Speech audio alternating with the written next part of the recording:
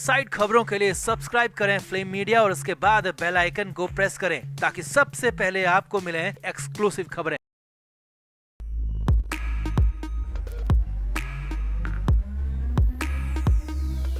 मुंबई में भारी भरकम कोहरा मचा हुआ और इस बार मामला बाला साहब के स्मृति दिवस का है। जी हाँ, 17 नवंबर को बाल ठाकरे की पुण्यतिथि है। शिव सैनिकों के लिए इस दिन का खास महत्व है, मगर इसी दिन को लेकर 24 घंटे से संग्राम छिड़ा हुआ है। जी हाँ, संग्राम भी है ऐसा कि खुद मुख्यमंत्री एकनाथ शिंदे को इसमें आना पड़ा और यही नहीं, उसके बाद तो बड़बोले कहे जाने वाले आदित्य ठाकरे भी कूद पड़े और बहुत कुछ कह दिया। उसके बाद 24 घंटे से जारी इस बवाल की आग में बयानों ने घी का काम किया। आग और ज्यादा भड़क गई। तो क्या हुआ मुंबई में, क्यों मचा कोहराम, क्या है पूरा मामला, सब कुछ आपको दिखाते हैं, बताते हैं। आप इस वीडियो को शेयर करें और कमेंट करके अपनी राय जरूर दें।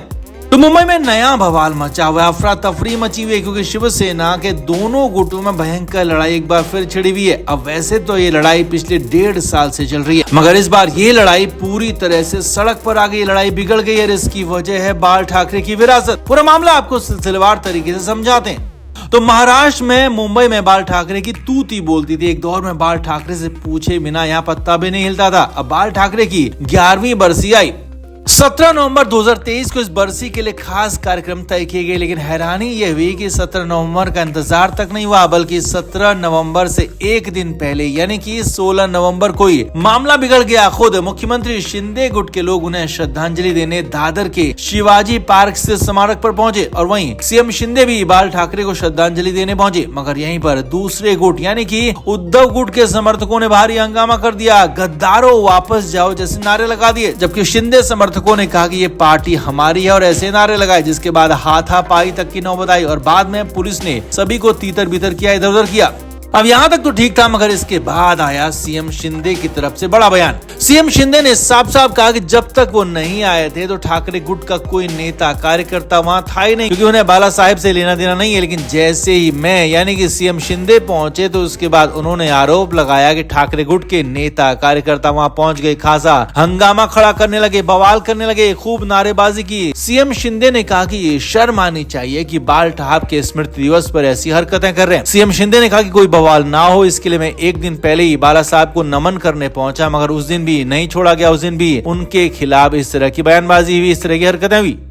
अब सीएम शिंदे ने यह बोला तो जवाब दूसरी तरफ से भी आया और बवाल उसके बाद ही असली वाला शुरू हुआ और ठाकरे गुट की तरफ से जवाब दिया आदित्य ठाकरे ने। जी हाँ, वही आदित्य ठाकरे जो कि सुशांत सिंह राजपूत के मामले में बुरे फंस रहे हैं। तो उन्होंने कहा कि बाला साहेब को श्रद्धांजलि देने का नाटक नहीं करना चाहिए, क्योंकि उनके यानी कि सीएम शिंदे के राज में ही बाल ठाकरे का अपमान हो रहा है, उनकी मूर्तियां तोड़ी जा रही है। आदित्य ठाकरे ने आगे कहा कि अगर उनके लोगों को लगता है कि शिंदे गुट के लोग गद्दार हैं और गद्दारों वापस जाओ का नारा लगाया तो कोई गलत नहीं किया। अब आदित्य ठाकरे का ये बयान आना था कि हंगामा मच गया, बवाल मच गया, दोनों तरफ से जुबानी हमले तेज हो गए। जो बवाल मचा उसकी आग में बयानों ने घी का काम किया और आग और ज्यादा भड़क गई। उसके बाद 17 नवंबर को और ज्यादा हंगामा हो गया।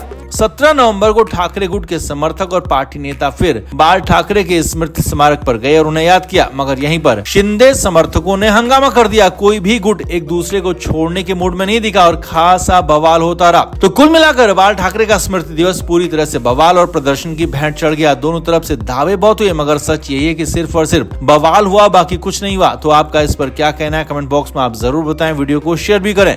Flame media report.